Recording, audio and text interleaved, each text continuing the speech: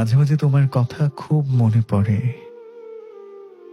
প্রতিদিনের ব্যতিব্যস্ত জীবনে তোমাকে ভুলে থাকি ঠিকই, কিন্তু হঠাৎ হঠাৎ কি যে হয়, তোমার কথা এত মনে হয়। কেমন মনে হয় জানো? মনে হতেই বুকের ভেতর উথাল পাতাল ঢেউ খেলে যায়, তুফানে তুলপাড় শুরু হয়ে যায় বুকের গহ্বর। আকাশে পাতালে সাগরে প্রান্তরে গলিতে গলিতে বুকের তলানিতে যেন সুনামি বয়ে যায় অবিরত।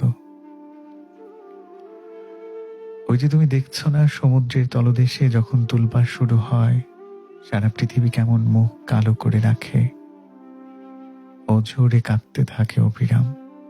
ঠিক তেমন প্রকৃতির সেই ক্রন্দন দৃশ্যমান, অথচ আমার বুকের অতল গহ্বরে ভেসে যায় অদৃশ্য জলধারায়। কে দেখেছে কবে সে মেঘ, কেই বা ছুঁয়েছে সে জল তার হৃদয়ের কোমল পদ্ম পরশে। দুঃসাহসের দারুণ অভাবে অপূর্ণ হৃদয়ের দাস, হৃদয়েরই আবরণে আবৃত অনন্তকাল। তুমি জানো না, দম বন্ধ অন্ধকারেও তোমায় ভীষণ রকম মনে পড়ে আমার। মনে পড়তেই মনে হয় কেউ যেন খুব যত্ন করে আমার শ্বাস রোধ করে চলেছে আধারের নিঃসঙ্গ আলিঙ্গনে। তবুও বেঁচে আছি আমি,